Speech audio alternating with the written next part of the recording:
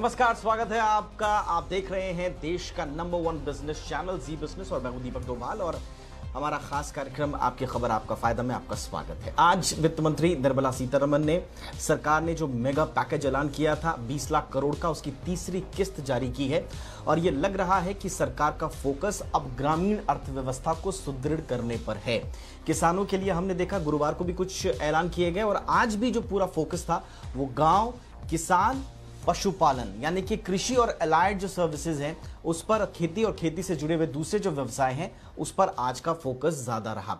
वित्त मंत्री ने एक बार फिर से एक के बाद एक कई ऐलान ऐसे किए हैं जिससे यह कहा जा रहा है कि कृषि और जो ग्रामीण अर्थव्यवस्था उसके इर्द गिर्द जो भी व्यवसाय घूमते हैं उनको संबल देने का काम किया जाए। फटाफट से जो ऐलान हुए हैं उनका एक छोटा सा आपको ब्रीफ दे दें। फिशरीज के बारे में आज बात हुई है, डेयरीज के बारे में आज बात हुई है, फूड प्रोसेसिंग के बारे में, मधुपालन, मधुमक्खी पालन के बारे में बात हुई है, पशुपालन के बारे में बात हुई है। जितने भी सेक्टर्स हैं किसानों से जुड़े हुए उनके बारे में कई ऐलान किए गए हैं। वित्त मंत्री ने इसके अलावा जो एग्री इंफ्रास्ट्रक्चर है उसको बढ़ावा देने के लिए 1 लाख करोड़ का एक तरह से पैकेज देने का ऐलान किया है।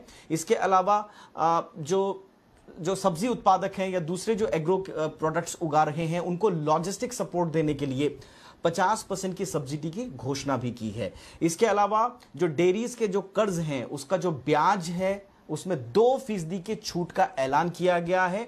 इसके अलावा आम है, केसर है, मखाना है, हल्दी है, इनके क्लस्टर बनाने के लिए 10,000 करोड़ का ऐलान किया गया है। साथ ही एक बड़ा ऐलान इनकी ब्रांडिंग के लिए भी किया गया है। आपको याद होगा कि सरकार ने लोकल के लिए वोकल और लोकल से ग्लोबल ये 2 नारे दिए हैं ताकि जो आपके लोकल उत्पाद हैं उनको ब्रांड करके दूसरे मार्केट्स में और इंटरनेशनल एक्सपोजर भी मिले उन ब्रांड्स को, उसके लिए भी एक संकल्प लेने की कोशिश की गई थी। तो आज उनकी ब्रांडिंग के लिए एक ऐलान करने की कोशिश की गई है कि जो लोकल उत्पाद है उनकी ब्रांडिंग के लिए कुछ अलग से प्रावधान किया गया है।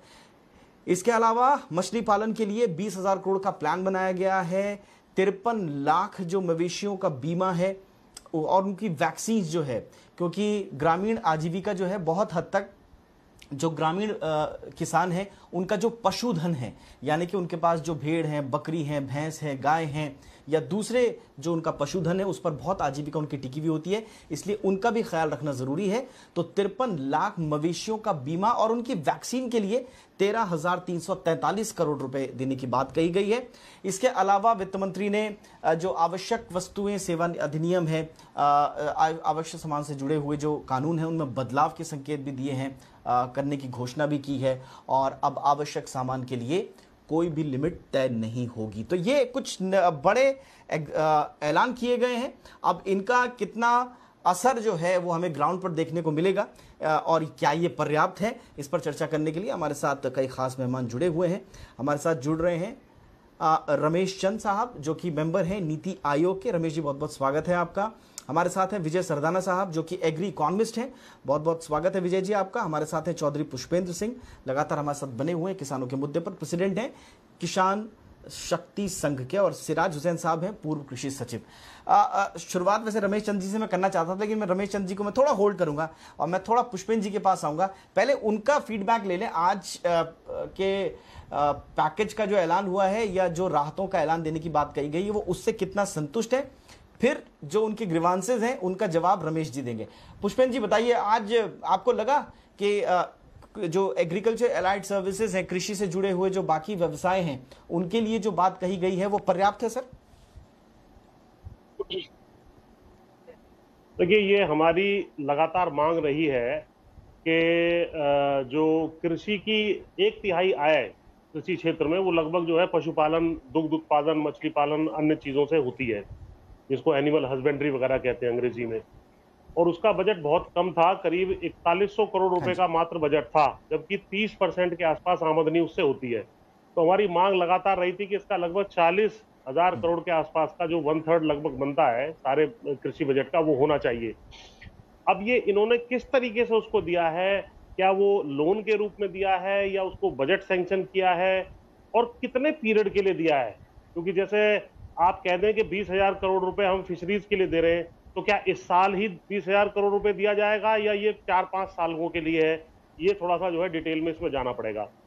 इसके अलावा जो आपने इन्होंने पशुओं के ठीक है। टीकाकरण की बात हो, इलाज की बात हो, 53 करोड़ पशु हैं, उनके लिए जो फंडिंग 13,000 कुछ करोड़ की है, उसका भी हम स्वागत करते हैं।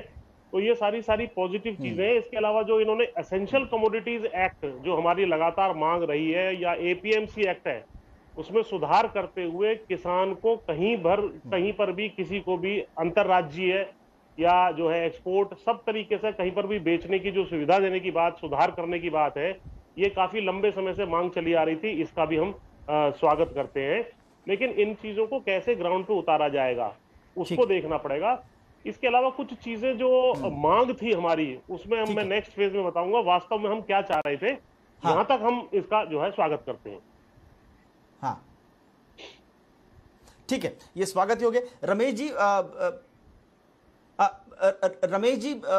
पुष्पेंद्र जी पूछ रहे हैं और बार बार ये कहीं ना कहीं एक सवाल भी उठ रहा है कि सरकार का सारा फोकस जो इस राहत पैकेज को लेकर है, उसमें एक बड़ा हिस्सा आप कर्ज के रूप में राहत देने की कोशिश सरकार कर रही है, जबकि कहा यह जा रहा है कि भाई तुरंत किसान को, मजदूर को, ग्रामीण अर्थव्यवस्था से जुड़े हुए जितने भी स्टेक होल्डर्स हैं, उनको कैश की और त्वरित राहत की आवश्यकता ज्यादा है। आज का जो आपने पैकेज घोषणा किया है, जो की गई है, क्या ये भी कर्ज के रूप में है या फिर त्वरित सहायता के रूप में लोगों तक पहुंचेगी? मैं इस बात पे भी आ जाऊंगा, लेकिन मैं सबसे पहले इस चीज़ पे बल देना चाहता हूं कि आज जो 11 घोषणाएं वित्त मंत्री जी ने की, हम उनकी जो आखिर की 3 घोषणाएं हैं, वो भारतीय कृषि और किसान के लिए ऐतिहासिक घोषणाएं हैं। वो इतने बड़े उनके प्रभाव होंगे कि आज बहुत से लोग शायद उसको महसूस भी नहीं कर पाएंगे। एपीएमसी एक्ट को चेंज करना, किसान को फ्रीडम देना कि आप अपना प्रोड्यूस चाहो तो अपने खेत में बेच दो, चाहो तो एपीएमसी मंडी में ले जाओ, चाहे किसी के वेयर हाउस पे ले जाकर बेचो, चाहे आप पंजाब में बेचो, चाहे एमपी में बेचो, चाहे यूपी में बेचो।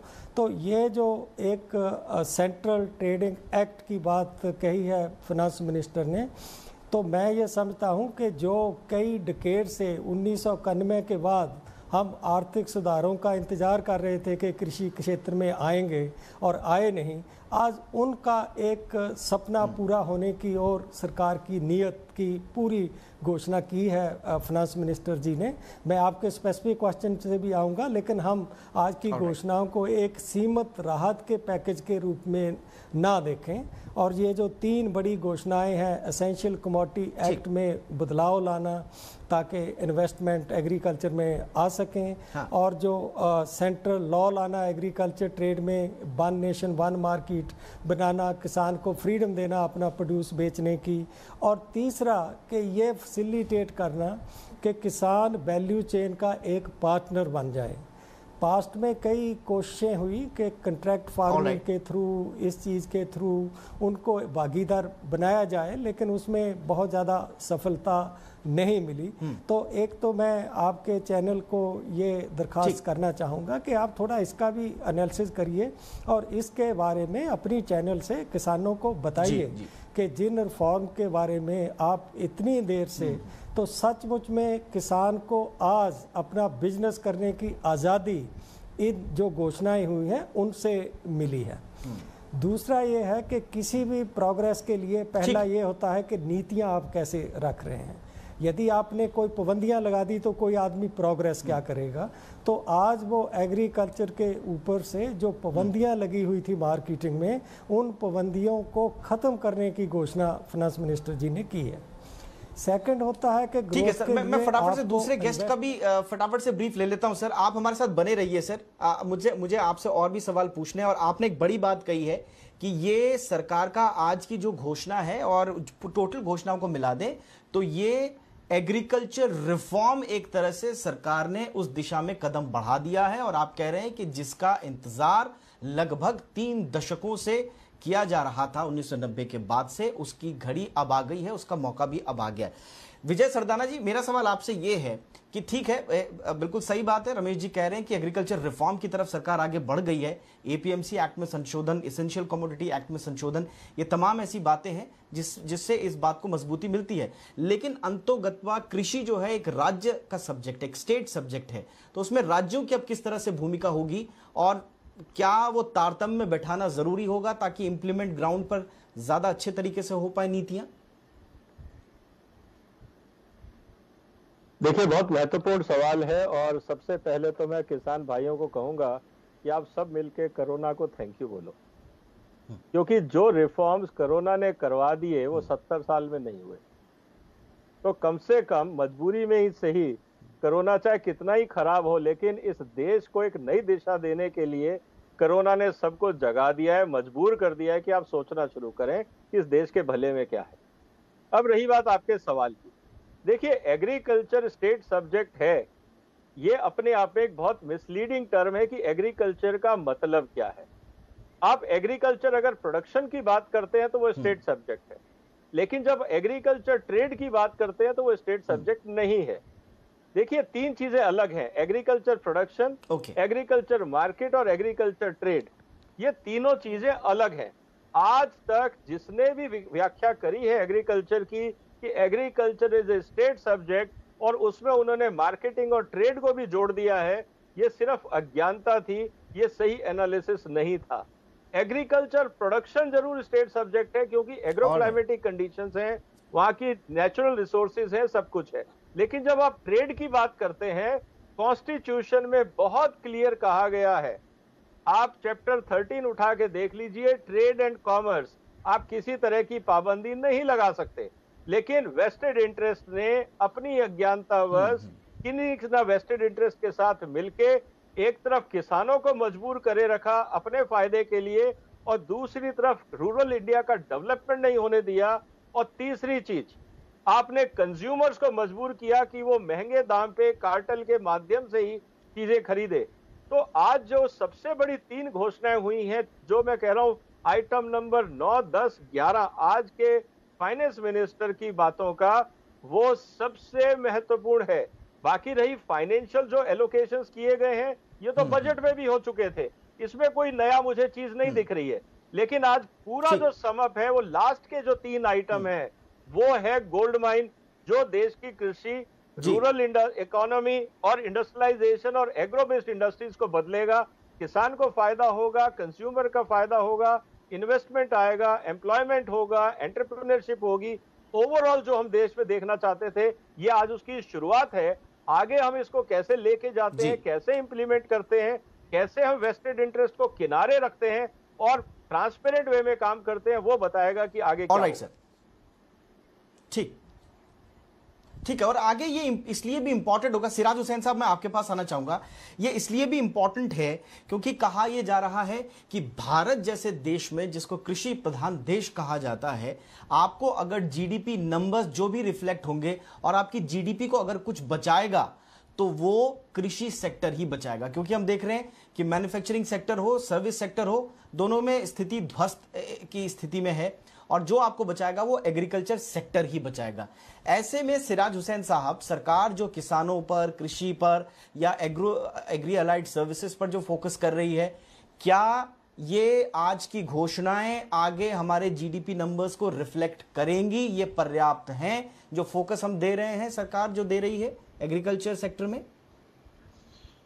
नहीं, देखिए, किसी भी चीज को पर्याप्त तो नहीं कहा जा सकता, लेकिन मैं दो निवेदन करना चाहूंगा। एक तो आपसे ये निवेदन है कि आप जरा डॉक्टर रमेश चंद को समय दीजिए, पूरा देश उनको सुनना चाहता है इस वक्त, हमें नहीं सुनना चाहता, तो आप जरा उनको टाइम दे दीजिए, ज्यादा हमें मत दीजिए टाइम।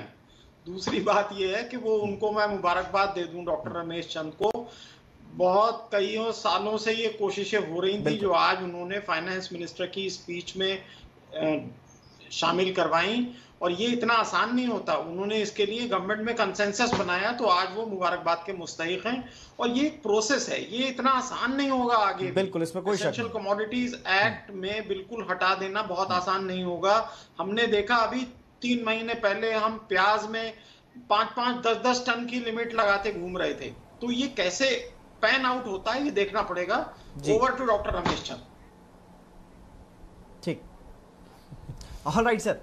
रमेश सर, जो सवाल मेरा सिराज जी से था वही आपसे भी रहेगा, और जाहिर सी बात है देश आपको सुनना चाहता है। नीति आयोग को आप यहाँ पर रिप्रेजेंट भी कर रहे हैं, और नीति आयोग ने एक खाका भी कई बार पेश किया है सरकार के सामने कि कैसे एग्रीकल्चर रिफॉर्म्स हो। और आपने जिस लाइन पर बात को शुरू किया है, मैं बिल्कुल उसी लाइन पर चल रहा हूँ कि आज अगर हम माने कि हम एग्रीकल्चर रिफॉर्म्स की तरफ जा रहे हैं, और जैसा मैंने गुजारिश की थी सिराज साहब से कि हमको, आप भी जानते हैं कि जीडीपी नंबर्स में एग्रीकल्चर का बहुत बड़ा हिस्सा जो है वो होने वाला, जो रिफ्लेक्ट होगा। तो अब आगे क्या कुछ तैयारियां हैं सर, और क्या कुछ खाका बनाने की कोशिश कर रहे हैं? Thank you. मैं फिर दोबारा उसी चीज़ पे आऊँगा कि आज हम छोटी चीज़ों को प्राथमिकता ना दें। आज जो बड़ी चीज़ की घोषणा हुई है, जो कि फंडामेंटल चेंजेस है, जिससे स्ट्रक्चरल चेंज आएगा एग्रीकल्चर सेक्टर में, जिससे एग्रीकल्चर ट्रांसफॉर्म होगा, जिससे एग्रीकल्चर की ग्रोथ का लॉन्ग टर्म रोड मैप एक साफ हुआ है। आज यदि उस पे हम ज़्यादा तवज्जो देकर डिस्कस करें तो शायद ज़्यादा उसका औचित्य रहेगा। जी।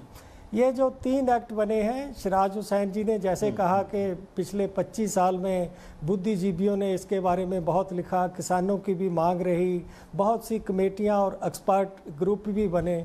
इनके ऊपर नैरो डाउन करना इतना आसान नहीं था, तो काफ़ी कंसल्टेशन इनसे चलता रहा है। मैं सुबह सिराज हुसैन साहब से फ़ोन पे इन्होंने मुझे अपने इनपुट भेजे, और विजय सरदाना जी का भी मैंने नाम दिया एग्रीकल्चर मिनिस्ट्री को कि आप उनसे भी सलाह मशवरा करिए, प्राइवेट सेक्टर का क्या नज़रिया है, वो ग्राउंड से जुड़े हुए हैं, उनका क्या नज़रिया है।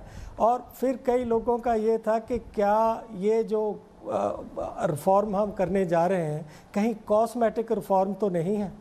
मैं एक जिम्मेदार पोजीशन से ये कह रहा हूँ कि अब तक जो भी डिस्कस हुआ है प्रधानमंत्री जी की सपोर्ट से, ये कॉस्मेटिक रिफॉर्म नहीं है, ये बहुत जो है ट्रांसफॉर्मेटिव रिफॉर्म्स हैं, और जिनको सचमुच में आज की सरकार जो है इनको करना चाहती है।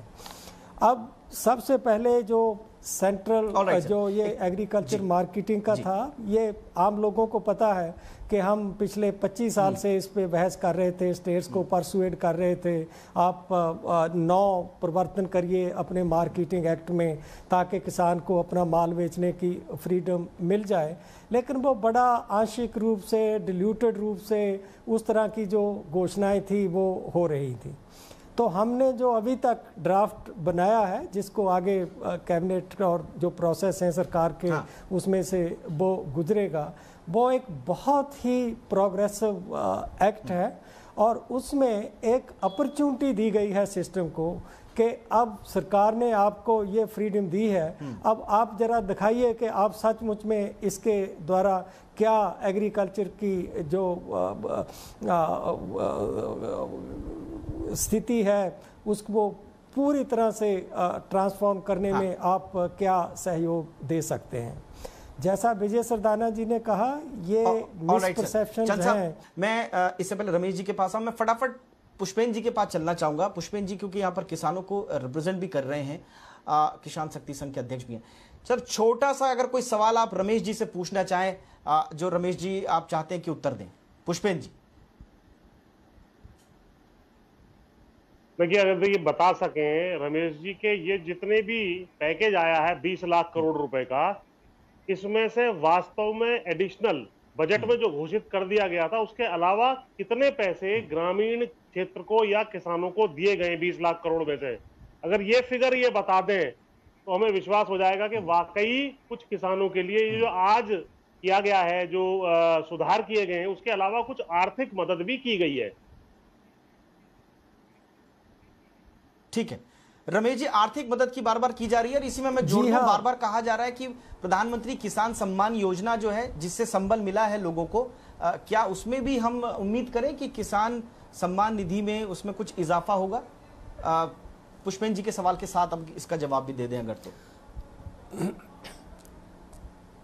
उसमें इजाफा होगा या नहीं होगा ये तो मैं नहीं अभी उसके बारे में स्पेकुलेट करना चाहता। वो फाइनेंस मिनिस्टर द्वारा आएंगे, क्या लेकर आती हैं उसका बारे में मैं नहीं टिप्पणी करना चाहूँगा। लेकिन मैं पुष्पिंदर जी को, पहले किसान लोगों को पुष्पिंदर जी के माध्यम से धन्यवाद भी देना चाहता हूँ। आज की जिस परिस्थिति में से देश गुजर रहा है, हमें दो चीज़ों को देखना चाहिए। इस परिस्थिति में सबसे ज़्यादा सफ़र किसने किया है?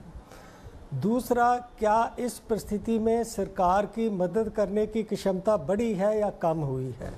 यदि हम इन दो चीज़ों को देखेंगे तो आपको अपने आप इस चीज़ का उत्तर मिल जाएगा कि हम बड़े भाग्यशाली हैं कि हमारा जो कृषि का सेक्टर है उसका हार्वेस्ट कुछ जगह को छोड़कर ठीक ठाक हुआ, उसकी मार्केटिंग एक आध चीज़ को छोड़कर ठीक ठाक हुई, और किसानों को एक आधे सब्जियां फल को छोड़कर कीमत भी उन चीज़ों की ठीक मिली।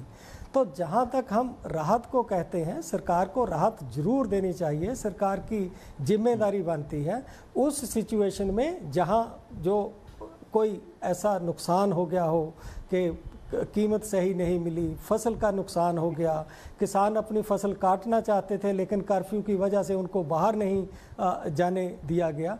तो हम बड़े भाग्यशाली हैं कि हमारा जो एग्रीकल्चर का मोस्टली जो ऑपरेशंस हैं इस सीज़न में वो एक ठीक ठाक चले और वो ठीक ठाक ही चलते रहें। और इसमें जैसे ये था कि कहीं ऐसा ना हो कि किसी किसान की फसल नहीं बिकी तो उसको डिस्ट्रेस में अपनी फसल ना बेचनी चाहिए पड़ जाए। तो आपने सुना होगा कि पहले घोषणा जो फाइनेंस मिनिस्टर ने की थी कि आप किसी का भी जो लोन 1 मार्च को वापस करना था उसको बदल के 2-3 महीने आगे कर दिया गया है। आपको ये कोई कंपल्शन नहीं है कि आप पहले की निर्धारित डेट पर अपना जो लोन वापस करना है करें, और उस एक्सटेंडेड पीरियड में लोन सबवेंशन जो है, इंटरेस्ट सबवेंशन, वो भी मिलता रहेगा। दूसरा ये था कि इस पीरियड में किसान खरीदना चाहते हैं, बीज खरीदना चाहते हैं, खाद खरीदना चाहते हैं, यदि उनको पैसे की ज़रूरत है तो कल के पैकेज में फाइनेंस मिनिस्टर ने ये अनाउंस किया था कि पिछले 1.5 महीने में हम एग्रीकल्चर में कितना जो क्रेडिट है स्मॉल एंड मार्जिनल फार्मर्स और उन सब को जो हमने दिया।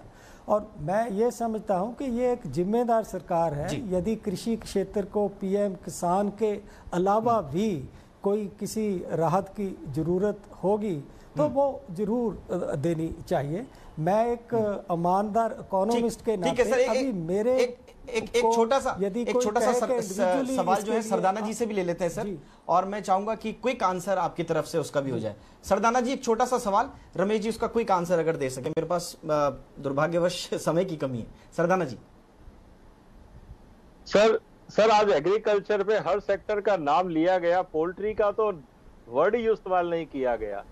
आज हर सेक्टर में ये कहा गया कि साहब ये हो गया, हम दुनिया में दूध के सबसे बड़े हो गए, सब कुछ हो गया। सबको आपने सहायता दी पिछले 70 साल में। पोल्ट्री का किसान अपने दम पे दुनिया में 3रे और 4थे नंबर पे पहुंचा। दुनिया का सबसे अच्छा प्रोटीन अंडा है। प्रोटीन के बगैर आप कोरोना से लड़ नहीं सकते, इम्यूनिटी के बगैर गुजारा नहीं है पोल्ट्री के लिए। लेकिन आप इतने नाराज क्यों हैं पोल्ट्री सेक्टर से? हाँ, ये नाम तक नहीं ले रहे, सपोर्ट की तो बात की बात। रमेश जी। हाँ ठीक, ऑल राइट सर। मैं ये कहूँगा कि जब हम एनिमल हस्बेंड्री कहते हैं तो उसमें पोल्ट्री भी इंक्लूडेड है।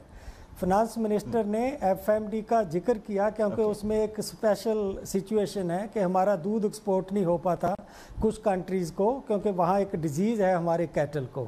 इसी तरह फिशरी का उन्होंने जिक्र किया क्योंकि फिशरी में काफ़ी तरह के इशू आते हैं। लेकिन उसके अलावा हमारे पिगरी भी है, बहुत सी चीज़ें हैं जो इम्पॉर्टेंट हैं। लेकिन यदि आप देखो कि उन्होंने एनिमल हस्बेंड्री टोटल एक लेकर उसके लिए भी एक घोषणा जो है उसको किया है। तो कई बार ऐसा हो भी जाता है कि हम हर इंडिविजुअल आइटम्स का जो है मेंशन नहीं कर पाते जब एक सीमित समय में आपको करना होता है। लेकिन आप कह रहे हैं कि पोल्ट्री उसमें इंक्लूडेड है। नियत पे ऑलराइट सर, मेरे पास वक्त इतना ही है सर। एनिमल हस्बेंड्री के लिए जो ओवरऑल, ऑलराइट सर, जी जी, मेरे पास एनिमल वक्त इतना ही है के लिए जो ओवरऑल है। जी हाँ हाँ हाँ और उसी में वो पोल्ट्री भी इंक्लूडेड है। ऑलराइट सर, सिराज साहब मैं आपका सवाल नहीं ले पाया, खैर बहुत बहुत शुक्रिया आप चारों का हमसे जुड़ने के लिए। रमेश जी, आपने न सिर्फ इनसाइट्स दिए हैं आज के पैकेज के, बल्कि हमारे जो पैनलिस्ट हैं उनके मेहमानों के हमारे सवालों का जवाब भी दिया, आपका बहुत बहुत शुक्रिया। Vijay ji, thank you so much sir, आपने वक्त निकाला। चौधरी पुष्पेंद्र सिंह जी, आपका भी बहुत बहुत शुक्रिया सर। सिराज हुसैन साहब, आपका भी बहुत बहुत शुक्रिया। तो इसी के साथ इस खास पेशकश में फिलहाल इतना ही, इजाजत दें, नमस्कार।